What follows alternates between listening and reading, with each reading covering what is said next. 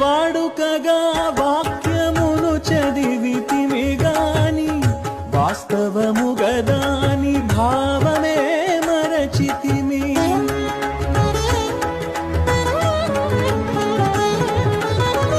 వాడుకగా వాక్యమును చదివితిమి గాని వాస్తవముగదాని భావమే మరచితిమి.